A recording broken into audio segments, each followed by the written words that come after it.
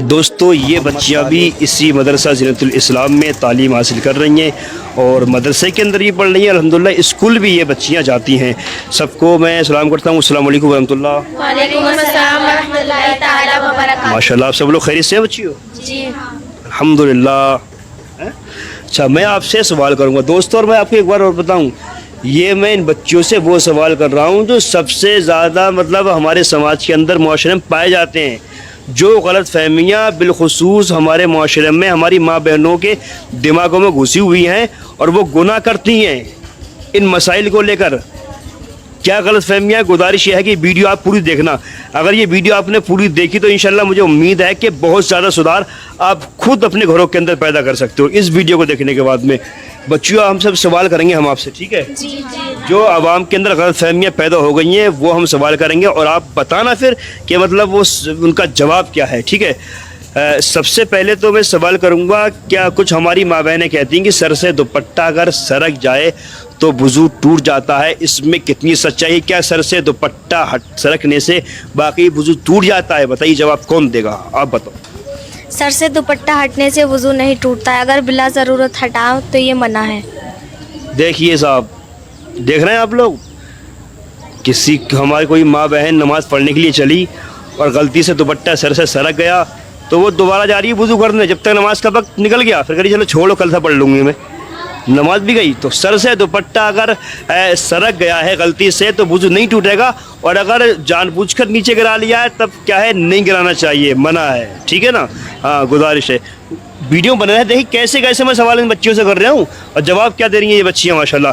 اچھا ایک یہ رواج بہت بڑا یہ عوام میں بچیوں پیدا ہو چکا ہے کہ صاحب جب کسی کی شادی نئی ہوتی ہے تو مائکے والے کہتے ہیں ہماری بیٹی کو ہمارے گھر بھیج دیو, پہلا چاند جو ہے بیٹی مائکے میں دیکھے گی.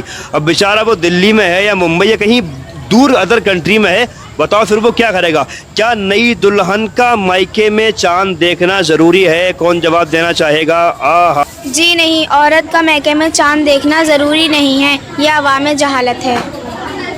بالکل عوام کے اندر یہ جہالت ہے. تو دیکھیے حضرات, میں نے ابھی سوال کیا تھا کیا نئی دلہن کا مائکے میں چاند دیکھنے جانا ضروری ہے, تو اس بچی نے ماشاءاللہ بڑی خوبصورتی کے ساتھ میں فرمایا کہ نہیں, نئی دلہن کا یا پرانی دلہن کا مائکے میں چاند دیکھنے جانا ضروری نہیں ہے. یہ سارے کے سارے جملے کیا ہے عوام کے اندر غلط پڑ چکے ہیں, ایسا کوئی شریعت کے اندر کوئی ایسا مسئلہ نہیں ہے. اچھا ایک سوال میں اور کرتا ہوں, سال کے کن کن دنوں میں روزہ رکھنا مکروہ ہے؟ کون بتائے گا؟ آپ بتاؤ.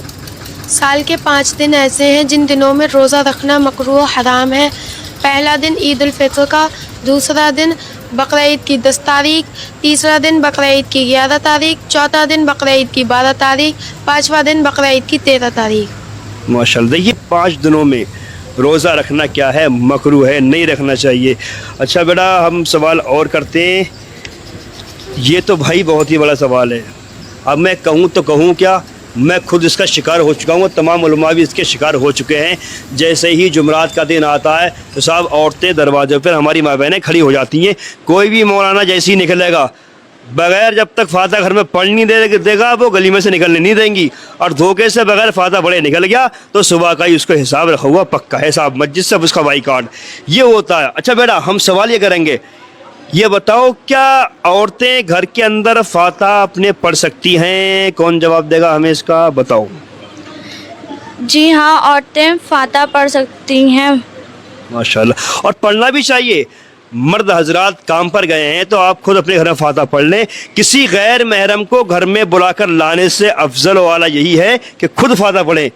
کیوں کسی غیر محرم گھر کے اندر بلا بھی فاتحہ کے لیے ہم رب کی بارگاہ میں ہاتھوں کو اٹھا دیں, اور بس جو ہمیں یاد ہے قرب اللہ شریف یاد ہے, درود شریف جو بھی ہمیں یاد ہے, صرف سبحان اللہ ہی ہمیں یاد ہے, وہی ہم پڑھ کے بس ہاتھ اٹھا دیں. اللہ رب العزت قبول فرمانے والا ہے. ماشاءاللہ بڑی خوبصورتی کے ساتھ میں ان ہمارے سوالوں کا یہ بچیاں جواب دے رہی ہیں. اچھا بیٹا ایک سوال ہم آپ سے اور کرتے ہیں, یہ بتائیے کیا عورت جانور ذبح کر سکتی ہے؟ کون بتائیے. جی ہاں, بے شک عورت جانور ذبح کر سکتی ہے. لو صاحب آپ ڈھونڈ رہے ہیں جہاں صاحب عید الاضحیٰ کی 10 تاریخ آئی تو اگر 11 کو بھی کوئی مولانا نہیں ملے, ہاں چھوڑنے والے 12 کو بھی نہیں ملے, تو صاحب وہ 13 تک مولانا کا انتظار کر رہے ہیں. समझ रहे हो? तो भाई ऐसा नहीं है, अगर घर के अंदर औरत पढ़ी लिखी है तो वो भी क्या है, कुर्बानी कर सकती है, वो भी हाथ छोड़ सकती है, ज़िबा कर सकती है औरत भी माशाल्लाह। हाथ छोड़ने का मतलब ये नहीं मर्द पे हाथ छोड़ सकती है, जानवर की बात कर रहा हूँ मैं। अच्छा बेटा, एक सवाल हम ये करते हैं, क्या औरतों को पीर से पर्दा करना ज़रूरी है? वो तो करती नहीं, जी हाँ, औरतों को पीर से पर्दा करना ज़रूरी है।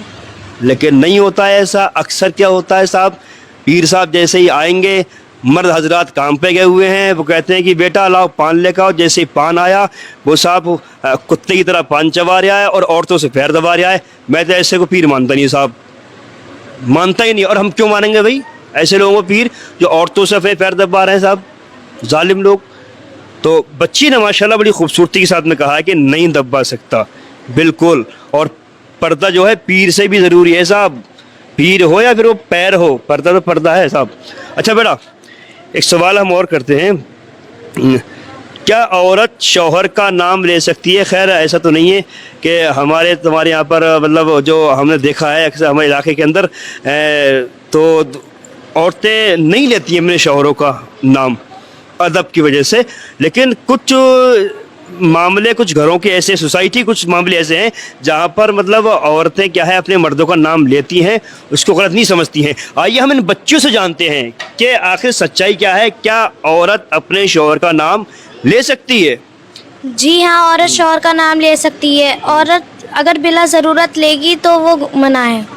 हाँ, बिला ज़रूरत नाम नहीं लेना चाहिए साहब शौहर का, वैसे ले सकती है। अब मैं माँ बहनों से गुजारिश करूँगा, ये ना सोचे साहब इमाम साहब मौलाना साहब ने बोल दिया है, अब तो जैसी आए फ़ौरन ए कल्लू, ए साबू, इधर आ, नहीं लेना बगैर ज़रूरत। भाई नाम कोई ज़रूरत अगर पड़ गई ऐसी तो नाम क्या है, ले सकती है औरत अपने शौहर का, बिला ज़रूरत नाम उसका क्या है, नहीं लेना चाहिए। बेटा आखिरी सवाल और कर लें आप लोगों से, करें सवाल एक और, क्या दूध पीते बच्चे का पेशाब पाक है? कुछ हमारी माँ बहनें यही तो कहती हैं साहब, क्या हुआ बच्चे ने पेशाब कर दिया, क्या हुआ, मासूम था। मासूम कहना भी नहीं चाहिए भाई, ये भी गुनाह है। मासूम नबी हैं और फरिश्ते हैं, है ना। तो ये छोटे छोटे बच्चे होते हैं ना, मतलब दूध पीने वाले, ये मासूम नहीं होते। बेटा बताओ, क्या दूध पीते हुए बच्चे का पेशाब पाक है या नापाक है? कौन जवाब देगा, बताओ। दूध पीते बच्चे का पेशाब नापाक है।